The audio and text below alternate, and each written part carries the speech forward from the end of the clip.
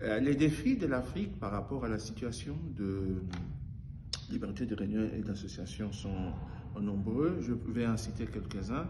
Les cas de violation des libertés de réunion et d'association n'arrivent pas beaucoup au niveau de la Commission africaine des droits de l'homme et du peuple. Je pense que vous avez suivi l'appel que j'ai lancé à la société civile africaine de devoir documenter ces cas et les porter à la connaissance de la Commission africaine. Et d'autres défis sont liés au fait qu'en Afrique, tous les pays sont inscrits sur le banc des accusés en ce qui concerne le Freedom of Association and Assembly. Le travail est immense. Nous devons mutualiser nos efforts avec les Nations Unies pour arriver à une tolérance zéro dans ce domaine.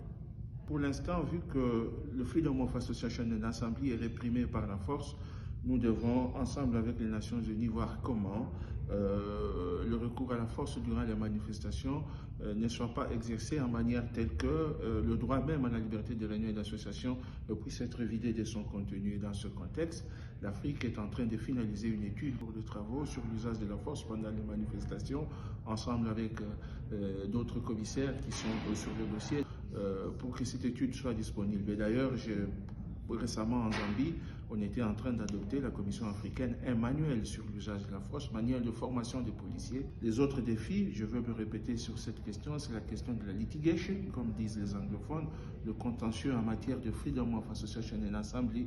Je lance ici un appel aux organisations de la société civile pour qu'ils travaillent également dans ce domaine. Et le dernier défi, il y en a beaucoup, mais je n'en cite que 3, c'est cette question de législation sur le fundraising. Les États commencent à limiter les financements des organisations de la société civile pour paralyser leurs actions afin qu'ils ne puissent pas travailler correctement et surtout dans le domaine de Freedom of Association and Assembly.